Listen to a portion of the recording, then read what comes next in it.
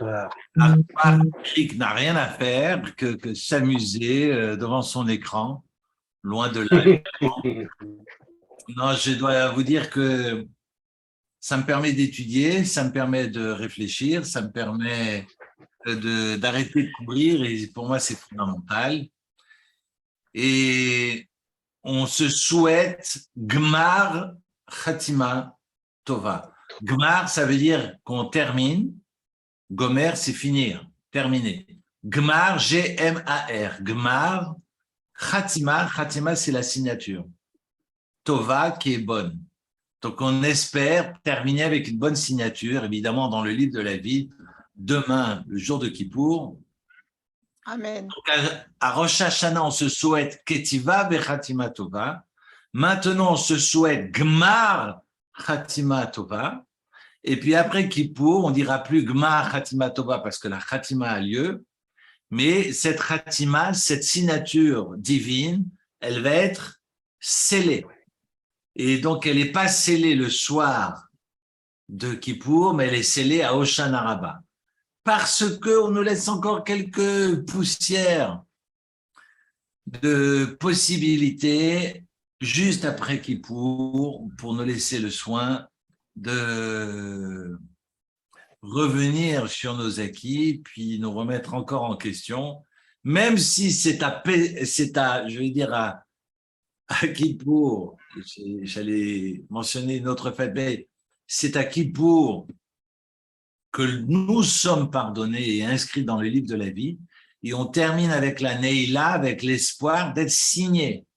Mais c'est pas parce que signé que c'est irréversible. Et donc, on va sceller cette signature. C'est comme si on coulait la cire. C'est pour ça que vous avez beaucoup d'images qui circulent sur les réseaux sociaux avec une signature et puis cette bougie qui coule dessus, hein, ce scellage pour marquer le stempel, marquer ce tampon qui va confirmer la signature. Et cette confirmation n'intervient que plus tard, le jour de Hoshana Rabbah, c'est-à-dire la veille du 8e jour de Sukkot. Parce qu'il y a 2 premiers jours de Sukkot, et à la fin de Chol HaMoed, eh bien, il y a cette fête de Hoshana Rabbah. Dans les synagogues qui se respectent, on enlève bien la tenture, on enlève le paroched, le rideau de l'année, et on remet le rideau de Rosh Hashanah et de Kippour. Dans les synagogues, en tous les cas de mon enfance, les synagogues ultra-orthodoxes, on enlève le rideau de l'année, parce qu'après Rosh Hashanah et Kippour, on a, pour la plupart des synagogues, vêtu, on a habillé les Sifrei Torah, puis on a mis un habit blanc devant l'Arche Sainte. À la fin du Kippour, on enlève cet habit blanc, on enlève le rideau blanc et on remet un rideau normal. Généralement, il est vert ou il est bleu, selon les synagogues, si on se sent un peu plus médical ou… Je rigole. Mais c'est vrai que vert, c'est la pharmacie, hein, sauf erreur en Suisse. Mais voilà, donc on enlève ce rideau et on remet celui de Kippour le jour d'Hoshana Rabbah, parce qu'Hoshana Rabbah a les mêmes règles que Kippour au niveau du rituel, au niveau de la prière. Et dans les synagogues qui se respectent, on va même réciter le Kaddish avec la mélodie de Kippour à Hoshana Rabbah. Raison pour laquelle on ne dort pas dans la nuit qui va précéder, on va étudier comme on étudie à Shavuot, on va aussi étudier la nuit de Hoshana Rabbah, parce que c'est à Hoshana Rabbah qu'on vient sceller cette signature de Kippour. Voilà, c'est donc un moment important, et raison pour laquelle j'avais envie de rappeler que ce soir, on est donc veille de Kippour, mais que c'est pas demain que tout cesse, que tout est signé, c'est à Hoshana Rabbah. Voilà pour la petite histoire. Donc, ce que j'aimerais partager avec vous, c'est un passage talmudique que j'ai déjà partagé peut-être avec les uns et les autres, mais je trouve que chaque fois qu'on procède à une lecture d'un texte, qu'il soit un récit ou bien qu'il soit halachique, eh bien, on le regarde à chaque fois différemment. Et puis, c'est vrai que c'est un texte qu'on connaît, que j'ai déjà partagé avec vous, mais je vous le propose encore ce soir, en cette veille de Kippour, parce que la veille de Kippour est fondamentale. Veille de Kippour, eh bien, on doit être en paix avec celles et ceux qui nous entourent, parce que pour pouvoir entrer dans Kippour et lever les yeux au ciel, eh bien, il faut pouvoir regarder d'abord, et avant tout, celles qui sont face à nous. Et c'est en ayant fait ce travail vis-à-vis de nos prochains, vis-à-vis de notre entourage, qu'on est en mesure de lever les yeux au ciel. Être en paix avec son mari, avec sa femme, avec ses enfants, avec ses voisins, avec ses proches, parce que très souvent, on parle d'être en paix avec ceux qui sont loin. Évidemment, c'est beaucoup plus facile. C'est comme le Téléthon. Plus c'est loin, plus c'est facile. Donc, être en paix et faire le Téléthon, c'est d'abord avec, pardon d'être grossier, mais c'est d'abord être en paix et être serein quant à nos devoirs vis-à-vis de nos proches. Je vérifie juste le micro pour voir s'il est effectivement bien à la hauteur des oreilles. Vous m'arrêtez si c'est moins audible ou s'il y a des soucis de son. Alors voilà, je vous propose d'abord, avant de commencer, avant de traiter de ce passage talmudique qui me tient à cœur, c'est de m'arrêter 3 secondes sur le premier mot de la paracha de la semaine. La section biblique de la semaine s'appelait Vayeler, et c'est l'avant-dernière paracha, l'avant-dernière section, l'avant-dernière péricope de la Torah. Parce que Shabbat prochain, on va lire Ha'azinu, et à Simchat Torah, on va lire Zot HaBracha, et on aura terminé, et on aura clôturé la lecture hebdomadaire de la Torah. Et on reprend aussitôt, contrairement à Sisyphe, mais on va reprendre aussitôt la lecture de la Torah, avec à chaque fois une lecture différente et toujours plus riche et plus sage. Alors, la paracha de cette semaine, c'est donc le chapitre 31, le début du chapitre 31. Ce n'est en tout et pour tout que 30 versets, c'est la paracha la plus courte de l'année. Quand un jeune bar mitzvah vient me dire « Ah, monsieur Ackerman, moi j'ai lu toute ma paracha », je dis « Ah bon, tu as eu Vayeler ?» C'est une blague. Non, généralement, les enfants pensent, alors, ils comprennent pas ma blague, mais en fait, très souvent, c'est l'enfant qui pense qu'en ayant fait la première montée de la lecture, a le sentiment d'avoir tout fait. Non, en fait, il y a 7 montées. Et très souvent, ça correspond à 4-5 colonnes dans le Sefer Torah, dans les rouleaux de la Torah. Donc, quand on lit toute la Torah, effectivement, alors, il s'agit bien évidemment de la paracha de Vayeler, qui ne comporte que 30 versets en tout et pour tout. Et le premier mot de Vayeler, Vayeler Moshe, c'est Moshe qui va. Beaucoup d'explications à l'endroit de Vayeler. Certains expliqueront que Moshe, qui va bientôt mourir, va procéder à trois choses, à 3 items, mais j'ai envie de dire à 3 hachanot en hébreu, 3 préparations. C'est-à-dire que quand on doit quitter son travail, quand on doit quitter son poste, quand on doit passer le témoin, on doit passer la main, il faut être capable, alors évidemment personne n'est Moïse, mais Moïse nous donne une leçon magnifique. La première chose, c'est qu'il prend congé de tout le monde. Mais quand je dis tout le monde, il va serrer la pince à tout le peuple, un par un, individuellement. Je peux vous dire, alors ils sont quelques millions, il y a peut-être du miracle dans cette procédure parce qu'on imagine difficilement aller saluer individuellement tous les béné Israël, mais Moshe Rabbeinu va le faire. Deuxièmement, il va encourager le peuple à soutenir son successeur en la personne de Josué. Parce qu'il estime, si c'est Josué, si c'est Yoshua qui va le remplacer, eh bien, il faut que les béné Israël l'acceptent, et pour pouvoir l'accepter, il doit l'agréer verbalement, il doit le soutenir et faire comprendre à l'ensemble du peuple que son soutien, le soutien qu'il a est le sien. Et pour moi, c'est vraiment fondamental de rappeler que Moshe Rabbeinu va encourager les béné Israël à accepter Yoshua en tant que maître à venir. Ça, c'est le deuxième item. C'est la deuxième préparation, la deuxième hachana. Et la troisième, c'est de rédiger. C'est la transmission, c'est de rédiger des Sifrei Torah, et c'est ce qu'il va faire.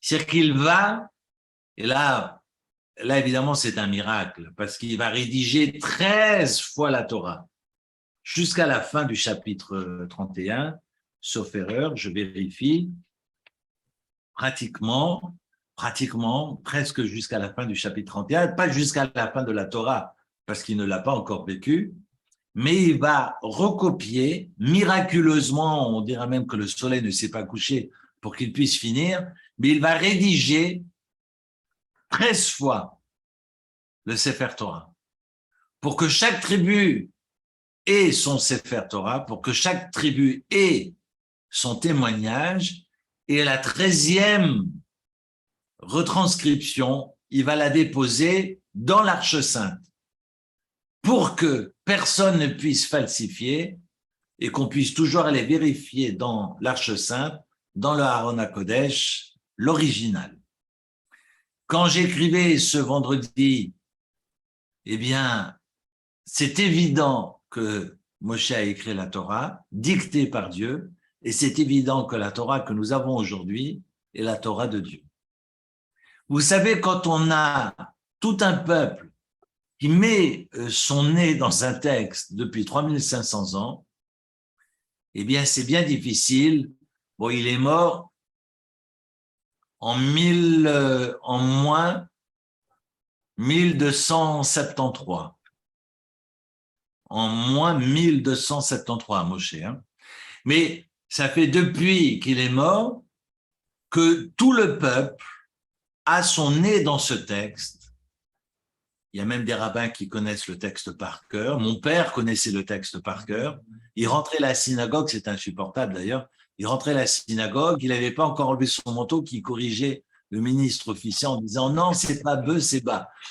Alors moi, j'étais gosse, mais il connaissait tout par cœur. Donc, je me souviens que les Chazanim, ils tremblaient quand ils voyaient mon père arriver. Ils avaient peur de se tromper parce qu'ils savaient que du fin fond du corridor, il corrigeait les gens. Bon, enfin, simplement vous dire qu'on raconte même que Rabbi Meir était allé dans un village en Israël et puis il n'y avait pas de Sefer Torah et il avait tout écrit de tête. Donc, il y a toujours eu dans l'histoire des maîtres et des sages qui connaissaient le texte de la Torah par cœur. De toute façon, il n'y avait pas la bibliothèque qui est derrière moi. Il n'y avait que le Sefer Torah. On s'asseyait autour du Sefer Torah. Et quand je dis ça, je pense à une histoire du Gaon de Vilna, où on raconte que les élèves qui étaient assis de l'autre côté connaissaient le texte à l'envers. Et forcément, parce que si on est assis autour du maître, eh bien, le Sefer Torah, eh bien, il est à l'envers. Et donc, il y a ceux qui ont appris à lire l'hébreu à l'envers. Mais moi, ça, c'est un détail. J'y reviendrai peut-être à l'occasion. J'ai plein d'histoires à cet égard. Mais ce qui est intéressant, c'est de rappeler que, effectivement, le texte que nous avons n'a pas été caché dans une jarre ou au fin fond du grenier, parce que là, effectivement, les falsifications sont faciles. Que le texte de la Torah est divin et que ce texte que Moshe Rabbeinu est celui que nous avons aujourd'hui. il va le rédiger 12 fois, 13e exemplaire dans l'Arche Sainte. Et c'est l'importance de la transmission. Et j'ai envie donc de dire, sans allusion aucune à notre actualité, c'est que quand on est amené effectivement à passer la main, il est important d'abord de prendre congé individuellement de chacun, de soutenir le successeur et puis de veiller à la transmission. C'est ce que Moshe Rabbeinu va faire. Et j'aimerais maintenant vous présenter le Rashi le plus court de la Torah. Je vois qu'il y a une question. Oui, Richard. Il faut ouvrir le... Ça y est. Juste une petite question qui me trotte dans la tête. Tu disais tout à l'heure que Moshe Rabbeinu a choisi Josué, mais on pourrait aussi se poser la question pourquoi il n'a pas choisi Aaron. Aaron était toujours en vie. Non, il est décédé déjà. Ah, il était déjà décédé, Ouais. d'accord. C'est d'ailleurs une image difficile d'imaginer. Moshe sans son frère prend congé des Béné Israël. Son frère est décédé. Et lui, il est le dernier vivant des 3 enfants d'Amram. Myriam est décédée la première, c'était la grande sœur. Ensuite, Aaron, qui avait 4 ans de plus que Moshe. Et Moïse, maintenant, arrive à ses 120 ans et va décéder. Et la manne ne va pas s'arrêter au moment de sa mort. La manne va continuer à tomber pendant 5 semaines. Relisez, je crois que c'est le chapitre 3 de Josué. On a la manne qui continue à tomber malgré la disparition de Moïse, de Moshe Rabbeinu. Mais c'est intéressant cette transition parce qu'on dit qu'il n'a absolument rien perdu de sa force. C'était un surhomme, physiquement je parle. Et quand c'est marqué Vayeler, certains vont traduire le fait qu'il va et vient parce qu'il cherche ses idées et que finalement l'esprit s'est bouché et que Dieu a fait en sorte qu'il ne trouve plus les réponses pour mettre sous les lumières son élève Josué. Et Moïse dit, si je n'ai plus la sagesse, à quoi bon vivre? Certains disent, si je n'ai plus à manger, si je n'ai plus rien à manger, à quoi bon vivre? D'autres diront, si j'ai plus ma maison, à quoi bon vivre? D'autres diront, si j'ai plus la Lamborghini, à quoi bon vivre? Eh bien, c'est intéressant, les commentateurs diront de Moïse, je n'ai plus la chorma, autant mourir. C'est intéressant, c'est que c'est la chorma qui donne la force de vie à Moshe Rabbeinu et ne trouve pas d'issue finalement de salut maintenant que l'esprit ne répond plus comme avant. C'est intéressant comme passage. Évidemment, c'est Dieu qui l'a décidé, mais Aaron n'est plus de ce monde. Moshe l'a raccompagné, d'ailleurs, l'a accompagné avec son fils Éla. Rappelez-vous, nous avons lu et passé, je ne sais pas si nous avons fait ça dans le texte, mais c'est un passage extraordinaire où Moshe va accompagner son frère et Aaron va transmettre ses habits sacerdotaux à Éléazar de son vivant. Souvenez-vous, on parlait des héritages aujourd'hui qui se font chez le notaire, en général, mais l'héritage moral, je ne parle pas de matériel, on s'en fout du matériel, mais l'héritage s'est fait du vivant de Aaron et pas après sa mort. Bref, je reviens à Moshe Rabbeinu. On a un Moïse où il est marqué au début de la paracha, verset 1 du chapitre 31, Moïse alla et il a livré donc ses paroles à tout Israël et leur dit aujourd'hui, j'ai 120 ans. Vayomer alehem ben mea ve'esrim shana anochi hayom, aujourd'hui. Mais pourquoi aujourd'hui? Il a 120 ans. Il avait 120 ans il y a 5 minutes, et puis je dis pourquoi aujourd'hui? Pourquoi ce mot-là? C'est un texte dans le traité talmudique de Rosh Hashanah qui va nous expliquer, mais j'en viens dans quelques minutes. Le premier mot, Vayeler, qui veut dire Moshe Allah, aller, Vayeler, ça vient de Halor, qui phonétiquement, c'est le H, le L et le Chaf. La Lechet, Holer, Halacha, ça veut dire marcher.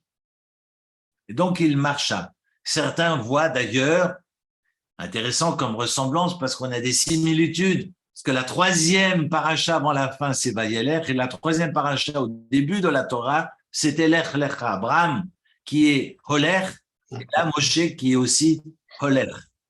Troisième paracha du début, c'est Abraham qui marche et qui chemine, et ici, la troisième avant la fin, c'est Moïse, comme si nous bouclons, nous quittons effectivement cette halicha, ce cheminement. C'est une, j'allais dire, une lecture, mais c'est pas celle que j'aimerais partager avec vous, c'est Rashi. Parce que vous connaissez le commentaire de Rashi, qui est un commentaire vital. Et s'il y a un Rashi sur un texte, vous êtes obligé de le lire et de le comprendre, parce que s'il y a un Rashi, c'est qu'il y a forcément une question. Et si vous n'avez pas trouvé la question, c'est que vous n'avez pas compris le verset. Donc, il faut lire le verset. Et puis, le Rashi est un commentaire obligatoire. On sait que Rashi a vécu en Champagne il y a 900 ans. Et puis, c'est un commentaire que vous retrouvez dans tous les Pentateuques dignes de ce nom. On a le texte de la Torah et on a le texte de Rashi. Aujourd'hui, il est traduit dans l'édition Safra en français, mais c'est très important de tenir compte du commentaire de Rashi pour pouvoir comprendre le texte de la Torah. Et là, le Rashi est le plus court de l'histoire. De toute la Torah, c'est le plus court. Vous ouvrez Rashi, et puis il y a marqué Vayeler Moshe, Moïse Allah, et ce sont les deux premiers mots de la paracha, et Rashi commente en disant un mot. Est-ce que par hasard vous auriez le Rashi sous les yeux ou pas du tout? Parce que c'est intéressant. Je vous embête. C'est intéressant parce que Rashi nous dit Vegomer. Vegomer, c'est Vav, Gimel, Vav, apostrophe. Parce qu'aujourd'hui, quand on fait des contractions, on n'est pas obligé de mettre le mot en entier. C'est comme si je vous dis Eric, je mets E-R, apostrophe. Donc, vous devinez que c'est Eric ou Akarmat, je mets Ak, A-C-K, apostrophe. C'est comme ça. L'hébreu, on est fainéant. L'essentiel, c'est l'esprit, c'est pas l'écriture. Parce que ça, on s'en fout. C'est effectivement ce que ça donne à penser, à réfléchir et à construire. Le reste est purement accessoire. Et donc, Rashi nous dit Vegomer, qui veut dire en français, etc. Mais voilà ce etc. de Rashi sur le premier mot de la paracha, qui est un commentaire, mais pour moi, extraordinaire. Extraordinaire. Parce que Rashi nous dit, voilà l'essentiel de la vie. C'est comme ça que je comprends le Rashi. Hein. On peut le lire autrement, mais je vous donne mon interprétation qui n'est qu'une lecture. Je ne détiens loin de moi, chas v'shalom, la vérité. Mais voilà que Rashi nous dit, Vayeler Moshe, Moshe Allah, Vegomer, etc. Très souvent, il y a des éditions modernes qui passent ces trois premiers mots parce que ça n'a pas de sens. Mais moi, je pense que ça a du sens. Parce que l'essentiel de la vie, c'est Vayeler. Parce que l'essentiel de la vie, c'est Lech Lecha. Parce que l'essentiel de la vie, c'est de cheminer. Et le reste, on s'en fout. On a mangé, on n'a pas mangé, on va jeûner, on va pas jeûner. On est pieds nus, on dort dehors, on dort dans le chaud. Enfin, et voilà, il y a des coupures d'électricité où il n'y a pas de coupure d'électricité. Puis alors, on va se doucher au froid, on va se doucher au chaud, on va se doucher au tiède. on aura de quoi laver le linge ou on n'aura pas, mais à la rigueur, tout ça, on s'en fout, c'est purement accessoire. L'essentiel, c'est Vayeler, c'est d'avancer. Et Rashi nous dit, si vous avez compris ça, vous avez compris toute la Torah. Vayeler Moshe, Vegomer, Enson, etc. C'est possible que vous ayez des éditions où le etc. n'apparaît pas. Je n'y peux rien. Oui. Oui, ils l'ont zappé dans l'édition du Rashi, là. Ils l'ont zappé. Ils commencent le passage au verset 2. Ah, c'est parce que le etc. prenait trop de place. Pourtant, c'est l'original, quoi. C'est celui-là. Et enfin, original, c'est une édition. Oui, non, mais- Et même le consistoire, Non, le zappe. Rachid n'est pas venu vérifier si votre édition était bien sa version originale. Mais enfin, bref, tout ça pour vous dire, vous Eric, avez... même le consistoire, même le rachis du Non, consistoire, non. zappe, On éveille de Kippour, on va rester sage. Mais simplement vous dire que normalement, alors, allez voir des éditions à la synagogue, des éditions qui se respectent, dignes de ce nom. Vous avez ce Vegomer, etc.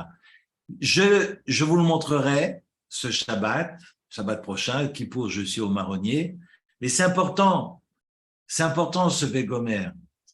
Parce qu'en cette veille de Kippour, je pense que Kippour est là pour nous ramener à l'essentiel.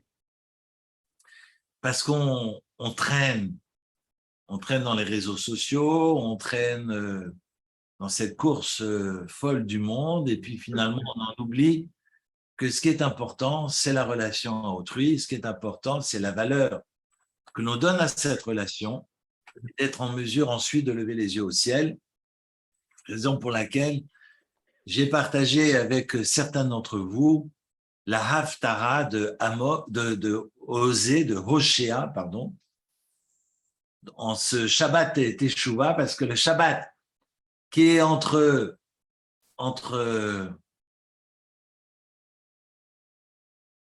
Rosh Hashanah et Kippour, c'est le Shabbat Teshuvah et Shabbat Shuvah, parce qu'on retient en fait le premier mot de la Haftara qui est Shuvah ad Hashem.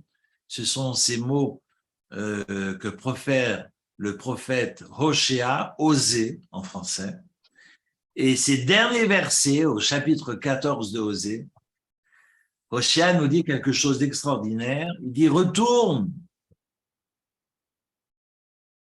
Israël à l'Éternel ton Dieu, car tu n'es tombé que par ton péché. » Et il termine en disant « Droite », ça c'est le verset 14, ça c'est le début. « Shuvah ad Hashem », c'est le début au verset 2 du chapitre 14.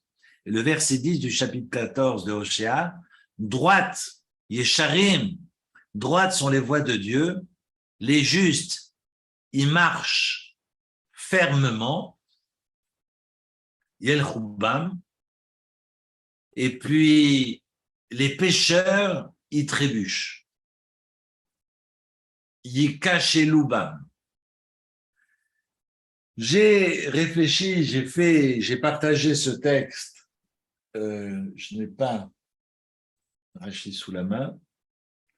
J'ai partagé ce texte avec certains d'entre vous ce Shabbat, et effectivement, ce verset, il me semble, on en a un tout petit peu parlé l'an passé, mais ce verset a fait couler beaucoup d'encre parce que c'est quand même difficile à comprendre que des pécheurs qui cheminent dans les voies de Dieu puissent trébucher. Parce que moi, si on m'invite d'aller dans les voies du Seigneur, eh bien, les voies du Seigneur sont droites. Yesharim, comment est-il possible de trébucher, de tomber dans les voies de Dieu? Et j'avais expliqué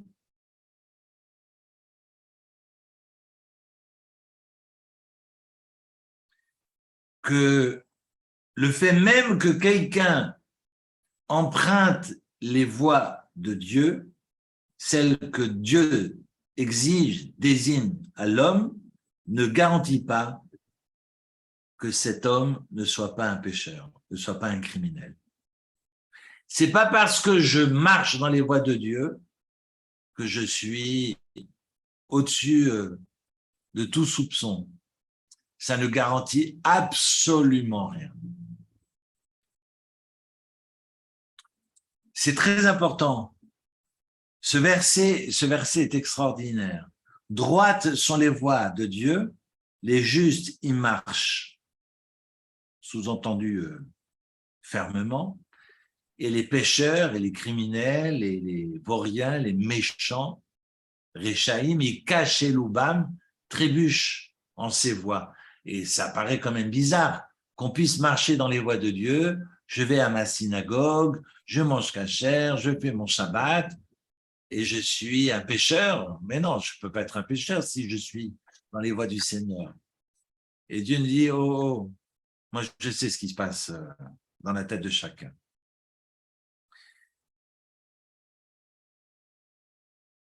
Parce qu'un homme peut très bien marcher finalement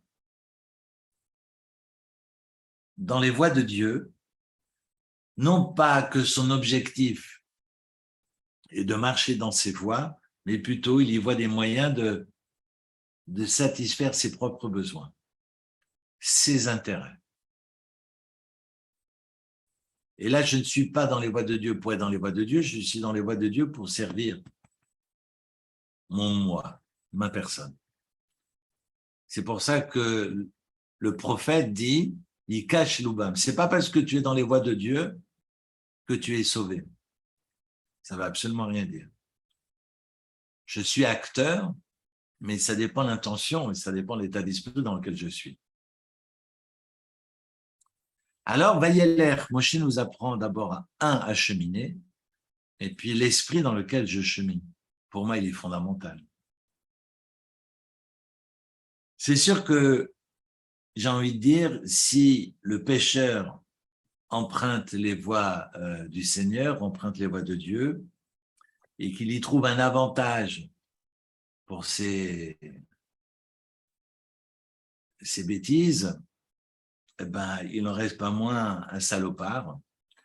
Et donc, c'est pas parce que je suis pieux que je suis un homme bien.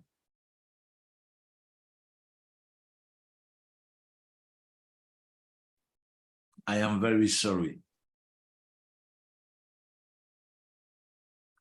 C'est pas parce que je suis pieux que je suis un homme bien. Non. C'est pas parce que j'ai un grand chapeau. Pourquoi je parle de chapeau, j'en sais rien, mais c'est pas parce que j'ai un chapeau que je suis un homme bon. I am very sorry. Je suis vraiment désolé. Ça dépend dans quel état d'esprit je suis avec celles et ceux qui m'entourent et dans quel état d'esprit finalement je construis ma vie et je donne du sens à ma vie et je donne du sens à mon rapport à la communauté, ma présence à l'autre, ma présence au monde. Finalement, je tiens un volant, mais je veux dire, quand je suis pieux, est-ce que je suis pieux parce que Dieu l'a exigé ou bien je suis pieux pour paraître? Est-ce que je suis pieux pour être ou je suis pieux pour paraître? Je suis désolé parce que finalement, je me pose parfois aussi la même question moi-même. Je ne suis pas à juger qui que ce soit, mais on doit d'abord se regarder dans la glace et se demander est-ce que la voie dans laquelle je suis, eh bien, je chemine honnêtement dans cette voie-là ou pas? Est-ce que je suis sincère finalement dans mon action, dans ma démarche, dans mon chemin? Pour moi, c'est évident. Il n'y a pas photo. Et surtout en cette veille de Kippour, de bien penser finalement à cette sincérité.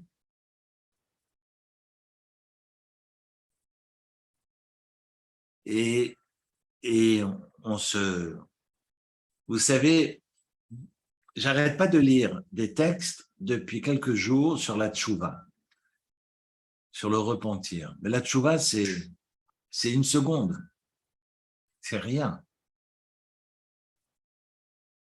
Imaginez même un homme qui est le plus grand des pécheurs, il lui suffit suffit juste de se repentir avant de mourir pour atteindre le paradis, pour atteindre le Gan Eden. Le repentir, alors vous allez me dire, le repentir, c'est un travail, évidemment.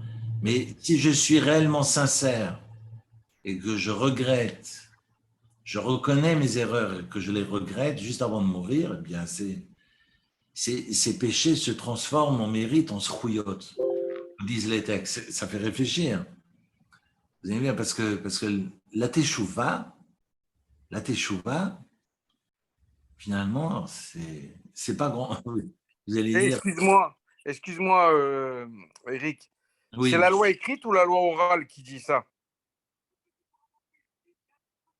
Par rapport au fait que si on regrette et on se repent au dernier moment, on est pardonné.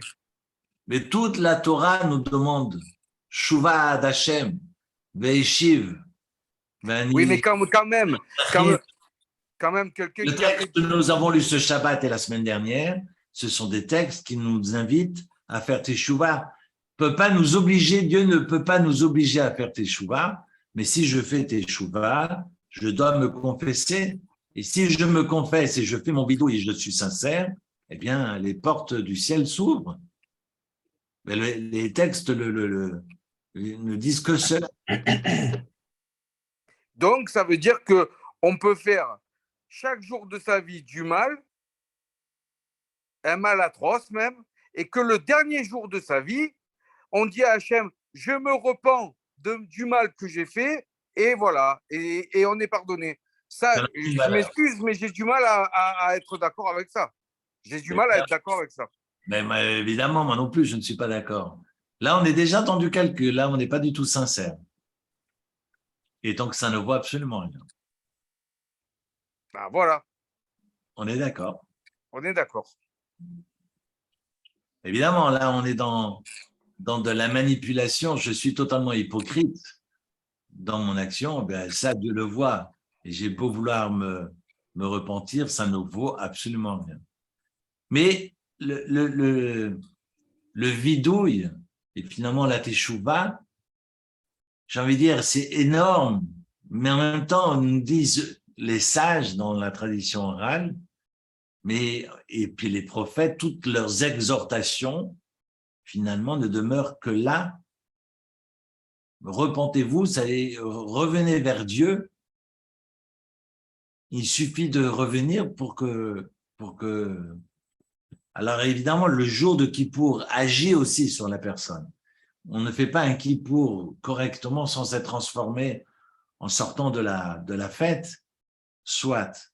Mais je pense que il faut pas grand-chose pour, en tous les cas, prendre des résolutions, parce qu'il ne s'agit pas de retourner à la vie et puis recommencer ses bêtises, mais chaque année, de prendre une résolution supplémentaire.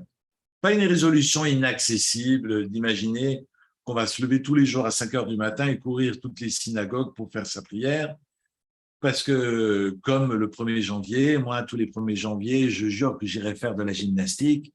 Eh bien, bon, ça tient 1 heure, quoi. Ça tient pas le 1er janvier, ça tient 1 heure.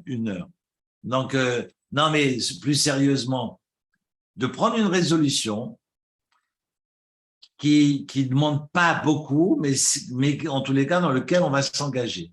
Sincèrement, si on arrive à cela tous les ans, eh bien, c'est ça construire, c'est ça cheminer. Ce serait extraordinaire d'imaginer, par exemple, tous les jours, je prends 5 minutes pour lire un texte. Tous les Shabbats, je m'engage à lire la paracha, ou je m'engage à lire la moitié de la paracha, ou je m'engage à lire un chapitre de la paracha, ou je m'engage à partager avec ma femme ou mon mari ou mes enfants, de partager un texte, 5 minutes, le Shabbat à table. Et au lieu de passer le repas à parler de ses boulettes de matzah, de sa dafina ou de son couscous garni, de prendre juste 5 minutes pour parler de spiritualité. Ça coûte rien, mais juste 5 minutes. Après, on peut déblatérer tout ce qu'on veut, mais juste 5 minutes pour réfléchir à autre chose d'un peu plus sérieux. Et ça, ce sont ces petites résolutions, finalement, qui peuvent nous transformer notre Kippour de cette année. Alors maintenant, j'en viens à l'histoire que je vous ai promis. Il me reste quelques minutes. Une histoire incroyable qui est racontée dans le texte de Kiddushin, traité talmudique de Kiddushin à la page 81, et qui nous raconte l'histoire d'un sage qui rencontre le Satan, qui de temps en temps se déguise pour aller narguer les hommes. D'ailleurs, on parle souvent des hommes qui pêchent, jamais des femmes, enfin, et pour cause. Le problème, ce sont les hommes, ce ne sont pas les femmes. Enfin bref, et leur fragilité. Les psys présents ne me contrediront pas. Alors, nous avons un homme qui s'appelle le Plimo, P-L-I-M-O, enfin c'est P-Lamed Yud Mem Vav, qui avait coutume de dire chaque fois « Gera bene de Satan », une flèche qu'elle atteigne l'œil du Satan. Et on sait que c'est une expression qui est généralement avancée par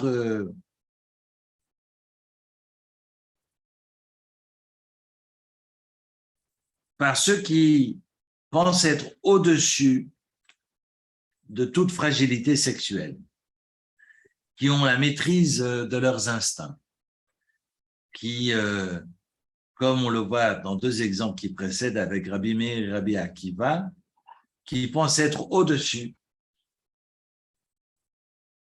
sur la chaise. Je parle à mon fils qui me demande, qui pense être au-dessus de toute, j'allais dire, de toute fragilité. Et on sait bien que s'il y a un domaine dans lequel en apotropos ba'arayot, comme on dit en hébreu, en araméen, il n'y a personne qui peut prétendre être au-dessus de toute tentation, eh bien, dans le domaine d'Arayot, dans le domaine de l'adultère, dans le domaine de la sexualité, personne n'est au-dessus. Et que tout être humain doit travailler sur lui, tout homme, je précise, doit travailler sur lui pour être dans cette maîtrise et prier le bon Dieu, ne pas croire d'être capable seul de contrer le Satan, mais de prier le ciel pour venir le soutenir. Et donc, voilà que Plimo se sent dans le domaine sexuel au-dessus des autres et pense ne jamais faillir dans ce domaine-là. Et le Satan, évidemment, ne va pas se laisser faire et va se déguiser en pauvre. Il viendra toquer à la porte de Plimo la veille de Kippour, et c'est la raison pour laquelle j'avais envie de partager cette histoire en cette veille de Kippour. Alors, je vais vous raconter l'histoire, et puis après, j'aurai l'occasion de vous apporter quelques explications. Alors, au début, Plimo, donc, qui a l'habitude de dire une flèche dans l'œil de Satan, voilà qu'un jour, c'est la veille de Kippour, je vais vous résumer le texte de la Gemara, le texte du Talmud, le Satan se déguise en pauvre et vient frapper à la porte. Je vous lis le texte, je vous le traduis directement, mais je vous le lis en français et puis je n'explique rien pour l'instant. Juste que vous entendiez d'abord le texte relaté par la Gemara. On lui sort du pain. Le Satan dit, un jour comme aujourd'hui, tout le monde est à l'intérieur et on me laisse dans la rue, on me laisse dehors. Alors on le laissa entrer et on lui donna du pain. Le Satan dit, un jour, Kaïdna, comme aujourd'hui, tout le monde est assis à table, à Taka, à la table, et moi je reste seul. Alors on va l'inviter à table. Et le Satan s'assoit avec tout le monde. Eric, désolé de te déranger. C'est quoi la référence talmudique? Parce que j'arrive pas à la trouver dans le Talmud, dans mon Talmud en français. 81a. Merci. Merci beaucoup. Alors, on l'invite à table et il s'assoit. Et puis, c'est marqué, c'est intéressant, parce que les traductions, parfois, sont mauvaises. Hein. C'est marqué, Avayativ, et donc il s'assoit, Milen Afshe, Shichna, Bechivale. Il se couvre, il couvre son corps de boutons et d'ulcères. C'est intéressant parce que c'est pas qu'il est plein de boutons, parce que s'il était plein de boutons déjà de l'extérieur, on ne l'aurait pas laissé rentrer. Donc, au moment où il s'assoit, il fait, j'allais dire, bon, c'est assez répugnant, mais enfin, je pense que vous avez fini de manger, donc j'ose, mais il fait ressortir sur sa peau toutes ces fioritures, et c'est assez répugnant et dégoûtant. Et puis, il a une attitude, vraiment dégoûtante, il se conduit mal, et Plémo lui dit, tiens-toi proprement. Tev Shapir, Shapir, ça veut dire joliment. Laissez-moi tourner la page. Et là, il va dire, donnez-moi un verre. Et on va lui donner le verre, il se racle la gorge et va cracher dans le verre. Alors, ils vont le réprimander, Nichoubé, ils vont protester, en tous les cas, se fâcher contre lui. Et il va tomber et mourir. Et Plémo, maintenant qu'il est face à ce pauvre qui est mort par terre dans leur salle à manger, surtout veille de Kippour, vous vous rendez compte, vous avez un mort chez vous à la veille du Kippour. On n'en demandait pas tant. Enfin bref. Plémo entend qu'on dit, vous vous rendez compte, les rumeurs vont vite. Hein. On n'a pas besoin de journaux comme Voici et toutes ces horreurs, parce que les rumeurs allaient plus vite à l'époque de la Gemara. Hein. Même tweet peut aller se coucher devant. Enfin, en tous les cas, la Gemara nous dit qu'on entend les rumeurs dans la rue. Voilà que Plémo a tué un homme. Plémo a tué un homme. Katal Nafshe, Katal Gavra, pardon. Plémo Katal Gavra. Alors, Arak, il va s'enfuir et il va se cacher dans les fosses d'aisance. Et le Satan va le suivre, va marcher derrière lui. Venafal Kameh, et voilà que Plémo tombe à ses pieds. Et comme il voit qu'il est tellement affligé, alors le Satan se dévoile à lui. Galénafché. Je ne suis pas Eric, non, je rigole. Et évidemment, le Satan demande à Plémo, pourquoi tu me nargues? Et Plémo lui dit, mais j'aurais dû dire quoi? Et le Satan répond, que Dieu réprimande le Satan, pas toi, que Dieu réprimande le Satan. Et on sait que c'est un verset de Zacharie.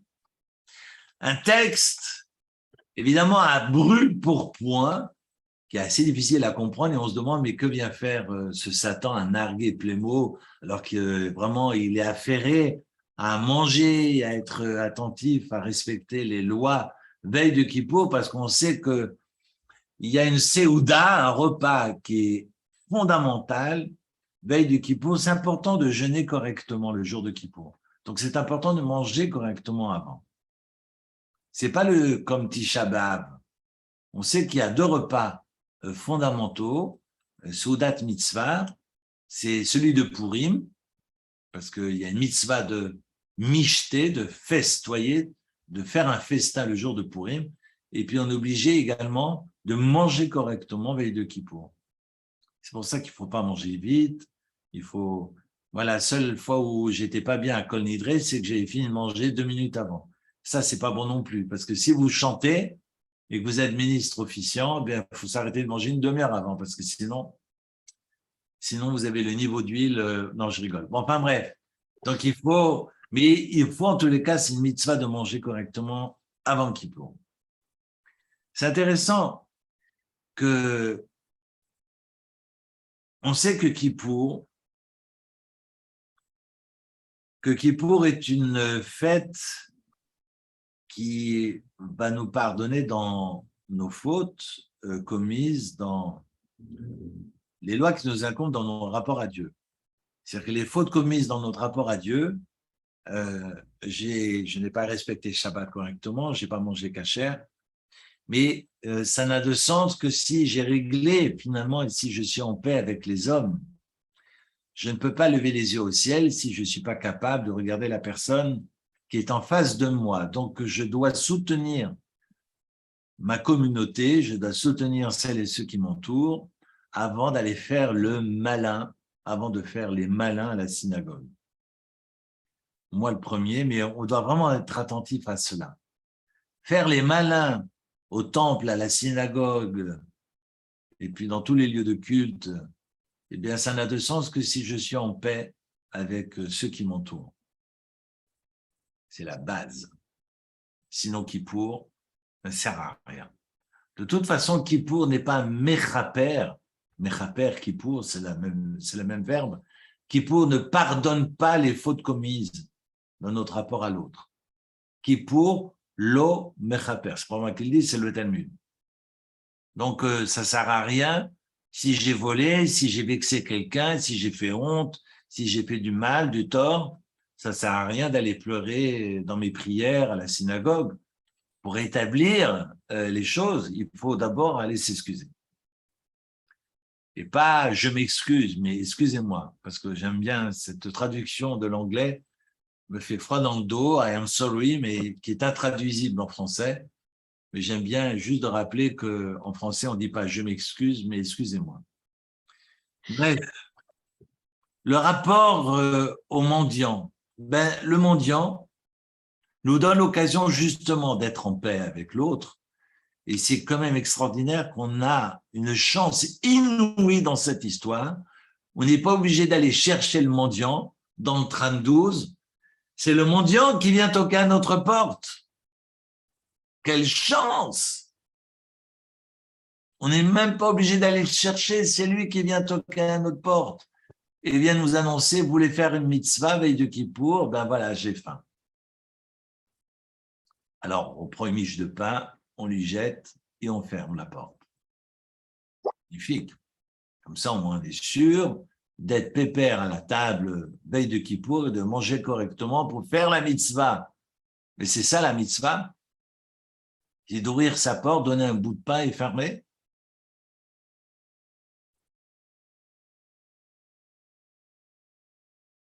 Alors voilà que on a un pauvre qui est plus tenace, et heureusement d'ailleurs. Eh bien, il insiste pour qu'on le laisse entrer dans la maison. Mais évidemment, on ne va pas l'autoriser à rejoindre les nantis. On va lui dire, bah, tu restes avec la femme de ménage. Enfin, je ne sais pas comment on fait avec une femme de ménage, mais bon, je travaille pas je vis pas dans un château. Mais j'imagine, voilà, qu'il y a le personnel qui mange à la cuisine et on dit à ce pauvre, eh ben, tu iras manger à la cuisine avec le personnel. Magnifique, ça. Pas avec les nantis, pas à la table royale du maître de maison. Et puis, moi, ce que j'aime beaucoup avec ce pauvre, c'est qu'il n'est pas docile. Il ne se laisse pas faire. C'est bien ça, un pauvre qui ne se laisse pas faire. Moi, j'en ai beaucoup rencontré. Je vous dis pas où parce que c'est veille de Kippour. Bon, enfin, bon, je vais quand même dire. Non, mais en Israël, parfois, il y en a certains qui vous disent quoi, c'est tout. Mais le problème, c'est que vous en avez à tous les coins de rue. Donc, c'est très important. C'est très important que si vous avez décidé de donner un montant, de donner ce montant-là. Parce que vous allez devoir redonner 5 minutes après, encore 5 minutes après, parce que les gens, malheureusement, sont en manque. Et donc, vous allez au Kotel, qui est là, dans Jérusalem, dans Mnebrak, qui beaucoup, malheureusement, font la manche. Et il faut donner, bien sûr qu'il faut donner. Mais si vous donnez 100 à l'un, ben, il n'y aura plus rien pour les autres. Ça, c'est quelque chose aussi qui est sensible. Enfin, je n'ai pas décidé pour vous, mais c'est important de donner. c'est important de donner, de ne pas cesser de donner. Voilà. En tous les cas, on a ce pot qui se laisse pas faire et qui exige d'être en tous les cas mieux traité, de ne pas manger avec la femme de ménage à la cuisine et de venir à table. Donc, il entre évidemment dans le Saint des Saints, il rentre dans le sanctuaire et se met à table avec vos invités. Mais évidemment, il ne lui a pas de main morte. Et en plus, quand je dis qu'il n'est pas docile, enfin, il ne recule devant rien. Alors là, ce qui est quand même extraordinaire, c'est qu'il pousse le bouchon quand même. Hein. Il pousse le bouchon parce qu'il fait éruption de boutons. Enfin, tout ça pour écœurer un peu les invités. Je ne sais pas si vous avez déjà eu ça à table.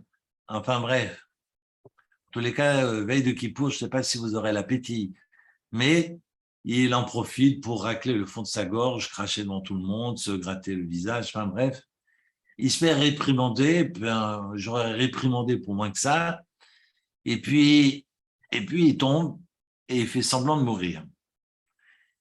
Et là, on a Plémo qui s'enfuit. Et c'est vrai que devant la voix de sa conscience, ben, c'est pas évident de trouver un lieu où Dieu ne viendra pas nous chercher. C'est intéressant cette question. Hein. Alors, je lisais une fois le texte de Rav Kahn, Zichronot Tzadik Livracha, qui nous rapportait ce fameux texte sur Caïn de Victor Hugo, n'est-ce pas? L'œil était dans la tombe et regardait Caïn. Alors, imaginez dans ces fausses d'aisance ce Caïn, ou plutôt ce Plémo qui va se cacher en pensant que le bon Dieu n'ira pas le chercher là-bas. C'est intéressant parce qu'on a tous, c'est comme ça, des réactions en se disant là, je peux faire une petite connerie, là, dans ce petit coin, personne ne verra rien. Quand je dis personne, le bon Dieu ne verra rien. Parce que vous pensez bien, c'est plus grave de se cacher des hommes en pensant que le ciel nous absout. Et c'est exactement l'inverse. C'est pour ça que celui qui vole en plein jour est moins condamné que celui qui vole en pleine nuit. Parce qu'on se cache des hommes et on ne se cache pas de Dieu. Ben ça, c'est un texte que j'ai déjà partagé avec vous il y a quelques semaines. En tous les cas, voilà, ils se cachent dans les toilettes qui sont sur le palier ou qui sont au fond du jardin. Ça me rappelle une blague. C'est le gars qui vient toquer à la porte et qui dit est-ce qu'il y a quelqu'un? Et puis il entend une petite voix non, je suis seul, ton papa n'est pas là. Non, mon papa il est parti quand ma maman est arrivée. Ben alors donne-moi ta maman. Non, ma maman est partie quand mon frère est arrivé. Ben alors donne-moi ton frère, ton grand frère. Non, mon grand frère est parti quand moi je suis arrivé. Mais je suis où? Ben vous êtes aux toilettes, monsieur. Ça c'était la blague. Je crois que c'est Coluche qui l'a raconté. Bon, enfin voilà, il est dans ces lieux d'aisance. C'est intéressant parce que c'est vrai qu'autrefois, c'était sur le palier ou au fond du jardin. Je ne vous parle pas de salle de bain, hein, parce que la salle de bain n'existe pas, n'a jamais existé. C'est pour ça que les Français ont inventé le parfum, parce qu'il fallait bien réparer tout ça. Enfin bref. Donc, voilà que notre Satan vient toquer à la porte et c'est magnifique parce que les rôles s'inversent. J'aime beaucoup le texte de Ravidels, le Maharsha, sur le texte de la Gemara, qui vient nous dire que le Yetzer Hara, il vient discrètement toquer à la porte et puis on le laisse dehors. Du moment où on le fait rentrer, il prend ses aises, mais il reste aux abords, hein, il reste seulement à la cuisine. Puis au final, il vient s'installer à table et il devient le maître de maison. Quand je parle du Yetzer Hara, c'est-à-dire le mal, quand vous laissez entrer le mal chez vous, il finit par devenir le propriétaire, le balabaït. C'est lui finalement qui devient le hôte et le chef de maison. Et vous n'êtes que son subordonné. Et c'est intéressant comme les rôles ici s'inversent, c'est parce que il n'était que l'invité et finalement, c'est lui le propriétaire, c'est lui le balabait. Alors, évidemment, Plémo a perdu de toute sa superbe. C'est plus lui le propriétaire, c'est le Satan. Et là, Plémo, évidemment, complètement en souffrance, ne sait pas comment répondre au Satan et a compris évidemment son erreur et demande au Satan, mais qu'est-ce que j'aurais dû dire? Eh bien, que évidemment, il n'a pas d'emprise sur lui, que c'est le bon Dieu qui décide, mais que seul, évidemment, on ne peut rien construire et qu'on a besoin de la prière, qu'on a besoin de Dieu, que Dieu est maître du monde et qu'il faut évidemment, c'est toute une question de conscience. Alors, je peux réfléchir de différentes façons à ce texte, sur le plan symbolique ou pas. Là n'est pas la question. Mais en tous les cas, de mettre tout en œuvre pour être au volant de sa voiture, sans oublier que finalement, c'est Dieu qui tient le volant. J'aime bien l'idée que, et ce que j'explique très souvent aux enfants, faites tout dans la vie comme si Dieu n'existait pas, sans oublier que finalement, c'est Dieu qui fait tout. Alors, c'est difficile à entendre, c'est difficile à accepter, parce que le libre arbitre, évidemment, j'en suis convaincu, et c'est important, en tous les cas, dans les moments de fragilité, de lever les yeux au ciel, parce qu'on ne peut pas, ce n'est pas possible. Et la tefila est là pour cela, et c'est pour ça que Kippour nous permet évidemment de nous revisiter et de retrouver notre place de créature et de cesser intentiner de nous prendre pour des créateurs. On ne maîtrise rien, on n'est des rien du tout. Ou plutôt, je dirais, on est des rien du tout. Alors, je continue et je termine.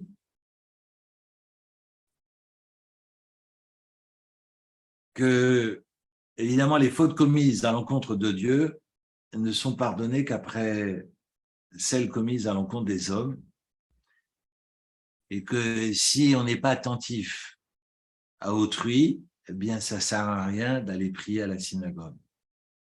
Et qu'on doit d'abord découvrir cette dimension, et on doit être attentif à la relation à l'autre. Je dis découvrir parce que parfois c'est une découverte de l'importance du monde social, du travail que l'on a à déployer dans notre rapport à autrui, à commencer par les siens, à commencer par sa femme, son mari, ses enfants, d'être attentif finalement à l'autre pour que Kippour prenne du sens. Et Kippour ne fait sens que si on est capable d'abord de poser une première pierre qui est celle du rapport à autrui, pour que les valeurs ne soient pas inversées et qu'en cette veille de Kippour, eh bien, on puisse être attentif à l'autre pour pouvoir ensuite pousser la porte de la synagogue. Voilà, mes chers amis. Alors, Chag Sameach et Gmar Chatima Tova à toutes et à tous. Et Chag Sameach. Chag Sameach. l'année qui arrive, tous frais comme le miel. Et je vous souhaite vraiment du fond du cœur tous les meilleurs vœux de santé et de joie et de prospérité. Amen. Tous. Amen. Chag Sameach à tous. Chag Sameach. Chatima Tova. Fatima Tova. Mechila, Chatima Tova. Amen. Eric, tu m'entends? Oui. J'ai une question moi, concernant le début de ton intervention. D'où tu sors les 12 et le 13e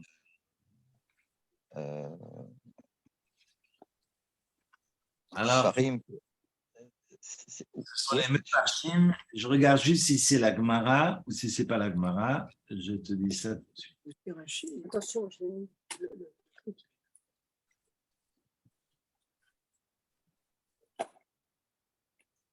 De vie. 3 vies.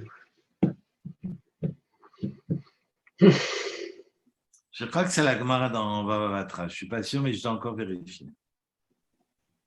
Ah, ok, non, je ne voulais pas t'embêter avec ça. C'est juste savoir. Midrash, je crois que c'est la Gemara. Il faut que je regarde à nouveau. Oui, il n'y a pas le feu, hein, Eric. Il y a pas le feu, là. Je ne veux pas t'embêter avec ça. Je croyais que tu avais ça sous le nez comme ça, facilement. Non, parce que j'ai fermé les Sfarim. Alors Oui. Non, il n'y a pas de problème. On aura l'occasion de. oui, tout à fait. Puis c'est intéressant parce qu'on parle d'aller chercher ceux qui sont loin. Ben, j'aime beaucoup, alors, parce que je regardais ça il y a, à la seconde, là, au moment où je cherchais à te répondre, c'est marqué au verset 4 du chapitre 30, Im yeh nidachacha biktseh hashamayim, misham ikabetzecha Hashem Elokecha, misham ikachecha. Que Dieu ira chercher ceux qui sont dispersés au bout, et on pourrait penser que le verset nous dit, ceux qui sont dispersés aux quatre coins du monde, au bout du monde. Oui. Je me suis perdu dans le monde. C'est pas ce que le verset nous dit, c'est la paracha la semaine dernière. C'est marqué Imie nidachacha biktseh, c'est pas biktseh haaretz, c'est marqué biktseh hashamayim. Ah. C'est le ciel. C'est au bout du ciel, ça veut dire quoi? Comment est-ce qu'on peut être dispersé au bout du ciel? Moi, j'ai les pieds sur terre. Je suis peut-être perdu, moi, ici à Genève. Non, je ne suis pas en train de vous dire que je vais partir, mais je suis peut-être paumé ici, mais je suis paumé au bout de la terre, ou en tous les cas au bout du lac de Genève. Mais on parle du bout, biktseh haaretz, pas biktseh hashamayim. Ça veut dire quoi? Que Dieu présente ceux qui sont dispersés au bout du ciel.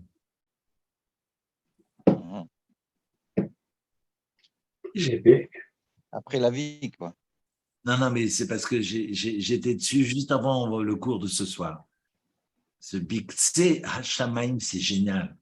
C'est parce que dans nos têtes, on va chercher des raisonnements loin du monde de la Torah. Il ne s'agit pas des dispersés physiques. Non, mais c'est ceux qui sont. Aux confins de la terre, mais ceux qui sont perdus dans la tête. C'est ça, biktseh hashamayim. Ciel. Vous êtes perdu au bout du ciel. Vous êtes perdu au bout de là-haut. Et c'est là-haut que vous êtes paumé. C'est pas sur le plan matériel, mais c'est sur le plan spirituel. C'est une lecture, là, encore une fois, mais je trouve que ce mot, hashamayim, regardez le verset 4 du... On est très loin du septième ciel, là, alors. Ah oui, alors loin, on est dessous. En dessous. Voilà, très cher.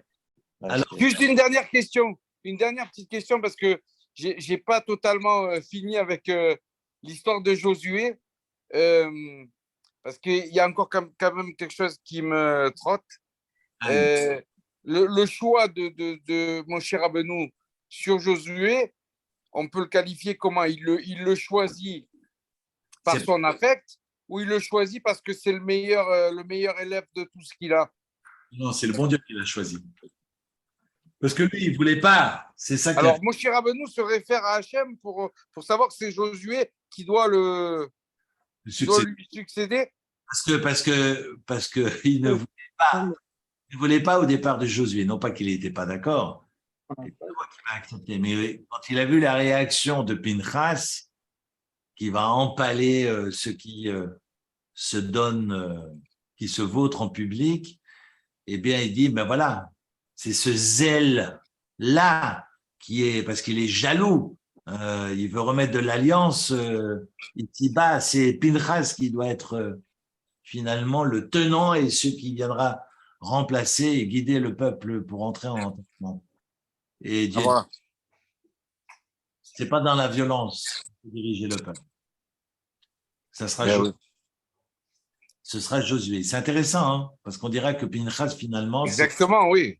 Pinchas, c'est le prophète Élie, et donc Pinchas, c'est pas n'importe qui, parce que finalement, c'est Pinchas qui viendra nous annoncer le Messie à la fin des temps. Mais Moïse est persuadé que c'est Pinchas qui viendra le remplacer, c'est pas Josué.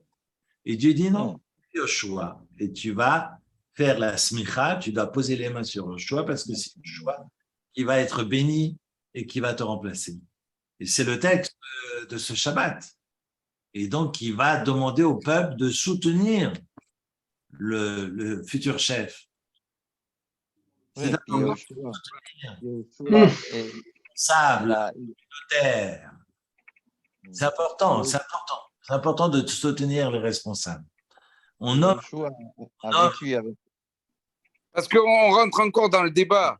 Parce qu'il faut choisir un successeur. Pourquoi? Parce que ni Aaron ni Moshe Rabbeinu ne sont autorisés finalement par Hachem à rentrer en Eretz Israël et à rentrer en tant que dirigeant d'Israël. Ça pose toujours Bon, j'ai déjà eu des cours avec des explications sur ça, pourquoi ils ne rentrent pas en Israël. parce que si Moshe rentre en Terre Sainte, eh bien le Messie est obligé de venir. C'est ça, oui. Mais bon, c'est oui, mais ça aurait été bien. Ouais, on ne serait pas là. Existait. Exact. Voilà, On ne serait pas là. Exact. peut-être pas là. Mais Yahushua a vécu toute sa vie Pourquoi on serait peut-être là? sous le patronage de Non. Moshe. Il était sous le patronage de Moshe toute sa vie, donc ça aurait été logique qu'il a vu les forces et les faiblesses des différentes situations et il n'a jamais failli. Entre étudier auprès d'un maître et être en mesure de diriger, c'est deux choses différentes. Il a vu, il a les chimouches, comme on dit en hébreu, il a l'expertise, mais ça ne fait pas de lui un manager. Être le meilleur élève n'est pas être le meilleur patron. Non, Ouais. il faut cette humilité, parce que Moshe était le plus humble de la terre, nous dit le texte de la Torah, Anav Mikol Adam. Mais il faut être un chef, il faut prendre des décisions, il faut les assumer, et c'est pas facile. Et quand le Titanic qui coule, faut pas sauter dans un pneumatique et laisser. Non, parce que Pinchas, finalement, c'est un coup. Pinchas, c'est un moment de vedettariat. Yahushua, c'est toute une vie avec Moshe. C'est quand Mais même. Pinchas, c'est justement l'inverse du commandant du Titanic qui laisse monter les autres dans la chaloupe et lui se laisse couler pour dire voilà, j'assume ma responsabilité et puis je me sacrifie moi-même aussi pour sauver les autres.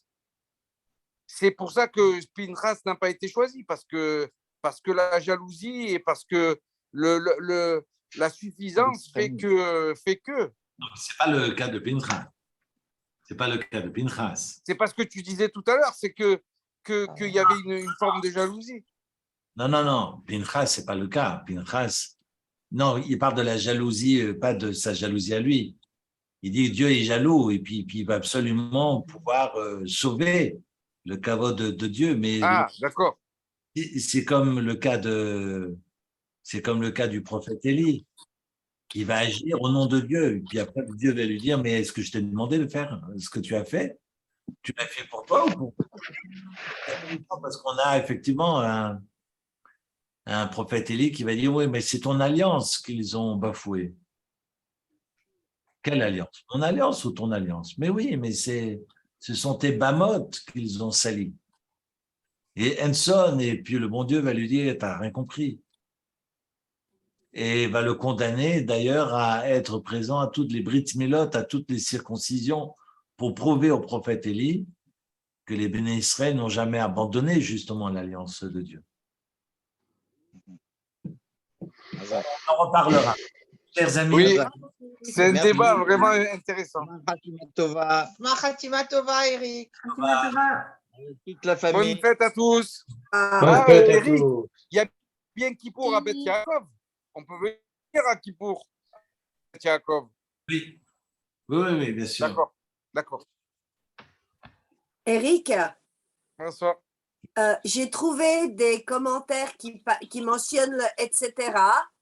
Mais les seuls que j'ai trouvés traduits en français mentionnent le etc.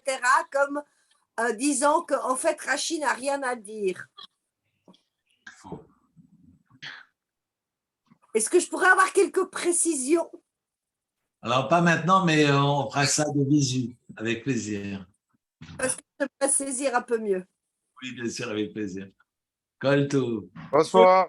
Bonne soirée. Bonne soirée. Bonne Bonne soirée. soirée. Merci beaucoup. Merci infiniment.